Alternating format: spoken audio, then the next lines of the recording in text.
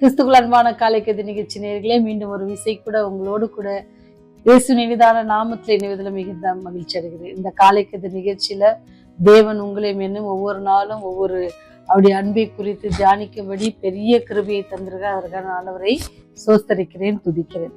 இந்த நாள் நமக்கு வருகிற வாக்குத்தத்தம் எங்க இருந்துன்னு சொன்னா, வெளிப்படுத்தின விசேஷம் 22ஆம் அதிகாரம் 20வது வசனம். இவைகளை சாட்சியாக அறிவிக்கிறவர் மெய்யாகவே நான் சீக்கிரமாய் வருகிறேன் என்கின்றார். ஆமேன். கர்த்தராகிய இயேசுவே வாரும். சரிங்களா? ஆண்டவர் நம்ம சீக்கிரமா வர அப்படின்னு சொல்லி இருக்கிறாரு.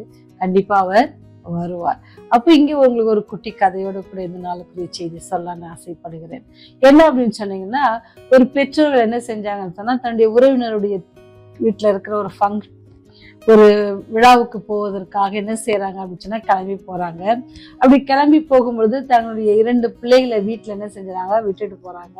அப்படி விட்டுட்டு போகும்பொழுது என்ன காரியம் சொல்றாங்கன்னு சொன்னா, ரொம்ப ஸ்வீட்ஸ் எல்லாம் வீட்டுல நிறைய செஞ்சு வச்சிருக்கோம், அதனால என்ன செஞ்சீங்க, அதிகமா சாப்பிடாதீங்க, அது என்ன செய்யும், உங்களுக்கு வயிற்று வலிக்கும், நாங்களும் வீட்டுல இருக்க மாட்டோம், கஷ்டப்படுவீங்க, அதனால ரொம்ப கேர்ஃபுல்லா தேவைப்பட்ட என்ன செய்யலாம், நீங்க ஒரு ஸ்வீட் மாத்திரம் எடுத்து சாப்பிடலாம் அப்படின்னு சொல்லிட்டு பெற்றோர்கள் அவங்களுக்கு போயிட்டாங்க.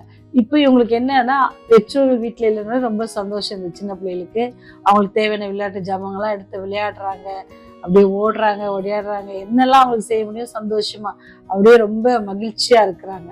அப்படி மகிழ்ச்சியா இருக்கும் போது என்ன ஆச்சுன்னா, கூட இருந்த சிஸ்டர் என்ன சொல்றாங்கன்னா, மம்மி நமக்கு ஸ்வீட் ஒன்னொன்னு எடுத்து சாப்பிட சொல்லியிருக்காங்க, வரைய நம்ம சாப்பிடலாம் அப்படின்னு சொல்லி அவங்க கேட்குறாங்க.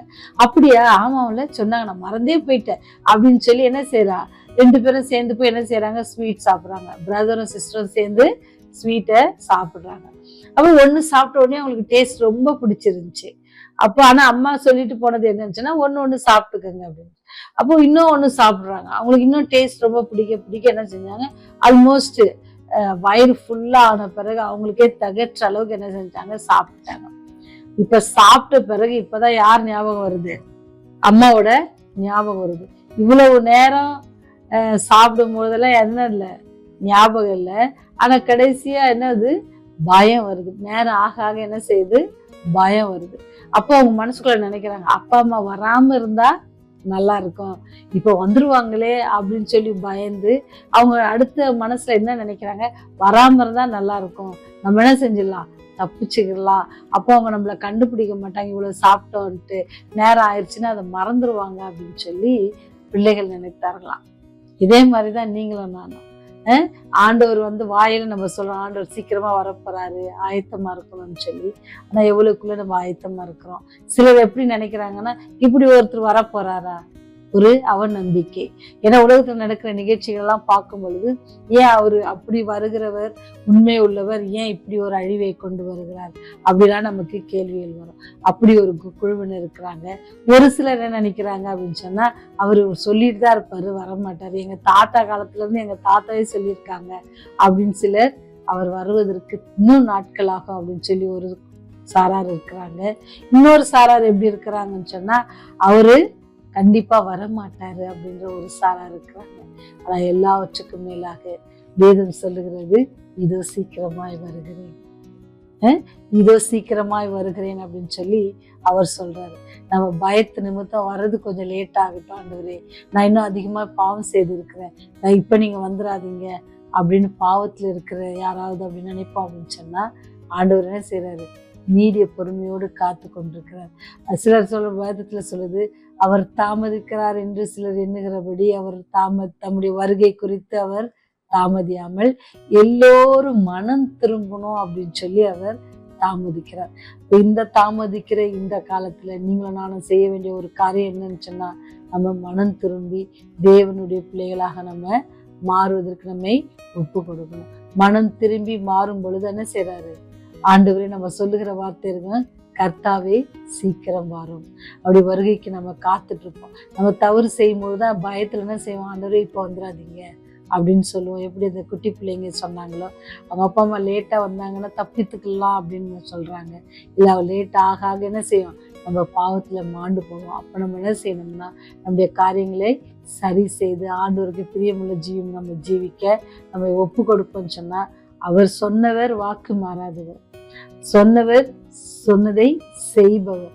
அப்படி சொல்லுகிற தேவனை நம்ம ஆராதிக்கிறோம். அவர் சொல்றாரு, இதோ சீக்கிரமாய் வருகிறேன் அப்படின்னு சொல்லி நமக்கு வெளிப்படுத்திருக்கிறாரு. இப்ப நீங்களும் நானும் சொல்ல வேண்டிய காரியம் என்ன அப்படின்னு சொன்னா, கர்த்தாவே வாரும் அப்படின்னு சொல்லணும். அப்படி சொல்லுவதற்கு நம்ம கிட்ட என்ன இருக்கணும்? பாவம் இல்லாத ஒரு ஜீவியம், ஆண்டவருக்கு பிரியமான ஒரு ஜீவியம், ஆண்டவரை நோக்கி கூப்பிடுகிற ஒரு பிள்ளையாக இருக்க, எல்லா சூழ்நிலையிலும் அவரை முதன்மையாக வைக்கிற ஒரு ஜீவியம் நமக்கு வேணும். கஷ்டம் இருந்தாலும் சரி, வியாதி இருந்தாலும் சரி, பிரச்சனைகள் மத்தியில யார் தான்? அவரு தான் முதன்மையானவராக நம்ம வைப்போம் அப்படின்னு சொன்னா, அந்த தேவன் வரும் பொழுது நம்ம என்ன செய்வோம்? அவருக்காக காத்திருந்த அந்த கூட்டத்தில் ஆண்டவர் உங்களையும் என்னையும் அழைத்து செல்ல அவர் அவளோடு காத்திருக்கார். அதி சீக்கிரமாக வரப்போகிறார். நீங்களும் நானும் நினைக்கிற மாதிரி இப்போ வரமாட்டார், அப்போ வருவார், இப்போ வரமாட்டார் அப்படின்னு நம்ம காலம் தாழ்த்தி கொண்டே போயிட்டு கொண்டிருக்கிறோம். அதுவே நிரந்தரமாக போகிறதில்ல. சடனாக என்ன செஞ்சிடும்? நாட்கள் மாறும். எப்போ என்ன காரியங்கள் நடக்கும் நமக்கு தெரியாது. ஆண்டவர் அதி சீக்கிரமாய் வருகிறேன்னு சொன்ன வார்த்தை உண்மை உள்ளது. ஆண்டவருடைய பிரசனத்துல சீக்கிரம் என்பது எத்தனை நாள், எத்தனை மணித்துறை நமக்கு தெரியாது. ஏன்னு சொன்னா, அவருக்கு ஒரு நாள் 1000 வருஷம் போல, 1000 வருஷம் ஒரு நாள் போலவும் இருக்கிற காரியம். அதனால நமக்கு அதனுடைய கால அவகாசம் நமக்கு தெரியாது. ஆனா சொன்னது உண்மை, நான் சீக்கிரமாய் வருகிறேன். அப்படி சீக்கிரமாய் வருகிற கர்த்தரை ரிசீவ் பண்றதுக்கு கர்த்தாவே வாரும் என்று சொல்லுகிற அந்த கூட்டத்துல நீங்களும் நானும் இருக்கணும் அப்படின்னு சொல்லி நான் விசுவாசிக்கிறேன், ஆசைப்படுறேன். அதே போல நீங்களும் கேட்கிறவர்களும் அதே ஆசைப்படுவீங்க. நீங்கள், உங்க குடும்பம், உங்களுடைய நண்பர்கள், உறவினர்கள் எல்லோரும் அதுல பங்கு கொள்ளணும். நம்முடைய சபை மக்கள் எல்லோரும் பங்கு கொள்ளணும் அப்படின்னு நீங்க நினைப்பீங்கன்னு சொன்னா ஜெபம் செய்வோம். இதோ சீக்கிரமாய் வருகிறேன் என்று எங்களுக்கு வாக்களித்த வல்லவரே, ஆண்டவரே, நீ உம்முடைய வருகை தாமதமாகி கொண்டிருக்கிறதை நினைத்து நாங்கள் பாவத்தில் எழுந்து போய்விடாதபடிக்கு நீ சொன்ன வார்த்தை உண்மை உள்ளது என்பதை நாங்கள் விசுவாசிக்கிறோம். நீ சீக்கிரமாய் வரப்போகிறீர் கர்த்தாவே. ஆண்டவரே, நாங்கள் வாரும் கர்த்தாவே என்று சொல்லுகிற அந்த கூட்டத்தில் இருக்க நீர் எங்களை பக்குவப்படுத்துங்க. அதற்கு நாங்கள் ஆயத்தப்பட எங்களுக்கு உதவி செய்யுங்க. அதுக்கு தடையா இருக்கிற எல்லா பாவங்களையும் எங்களை விட்டு அகற்றி போடுங்க சாமி. இந்த செய்தியை கேட்கிற ஒவ்வொரு பிள்ளைகளுக்காக ஜெபிக்கிறோம். அது ஒவ்வொரு நீங்க ஆசீர்வதிங்க, அவருடைய தேவைகளை சந்திங்க, சமாதானத்தை கட்டளையிடுங்க. குழந்தை பாக்கியத்துக்காக வேண்டி நிற்கிற பிள்ளைகளுக்காக ஜெபிக்கிறோம். குழந்தை பாக்கியத்தை நீங்க அவர்களுக்கு கட்டளையிட வேண்டுமா பாத்துல கெஞ்சி நிற்கிறோம் சாமி. நீர் சொல்லாக நீர் கட்டளையிட நிற்கும் என்று நாங்கள் விசுவாசிக்கிறோம். சகலத்தையும் செய்ய நீர் வல்லவராய் இருக்கிறீர் சாமி. எல்லாவற்றையும் நீங்க பொறுப்பேற்று செய்து தர வேண்டுமா கெஞ்சி கொண்டாடுகிறோம். விசேஷமாக வியாதியோடு, மனபாரத்தோடு, பண பிரச்சனையோடு இருக்கிற பிள்ளைகளுக்காக ஜெபிக்கிறோம். வேலைக்காக காத்து கொண்டிருக்கிற பிள்ளைகளுக்காக ஜெபிக்கிறோம். விசாக்காக காத்து கொண்டிருக்கிற பிள்ளைகளுக்காக ஜெபிக்கிறோம். அப்படியே காரியங்களை எல்லாவற்றையும் நீங்க பொறுப்பேற்று எல்லாவற்றையும் துரிதமாய் முடித்து தர வேண்டுமா பாத்துல கெஞ்சி கொண்டாடுகிறோம் சுவாமி. வியாதியோடு இருக்கிற பிள்ளைகள் ஆண்டவரே, இந்த சுகத்திலிருந்து, இந்த வியாதியிலிருந்து நாங்கள் சுகம் பெற வேண்டும் என்று சொல்லி ஒருவேளுடைய பாத்துல பொருத்தனையோடு ஜெயித்திருப்பாங்கன்னு சொன்ன ஆண்டவரே, எல்லாருடைய வேண்டுதலுக்கும் செவிகள் திறந்திருக்கிறது என்பதை நாங்கள் விசுவாசிக்கிறோம். அவருடைய தேவைகளை சந்தித்து அவளுக்கு சுகமல்ல ஜீவனை தர வேண்டுமா கெஞ்சி கொண்டாடுகிறோம். பாதுகாத்துக் கொள்ளுங்க, வழிநடத்துங்க. அப்படி ராஜ்யம் வரும்போது நினைத்தல் வேண்டுமா இயேசுவின் வழியை ஜெபிக்கிறோம் ஜீவனுள்ள நல்ல தகப்பனே. ஆமேன், ஆமேன்.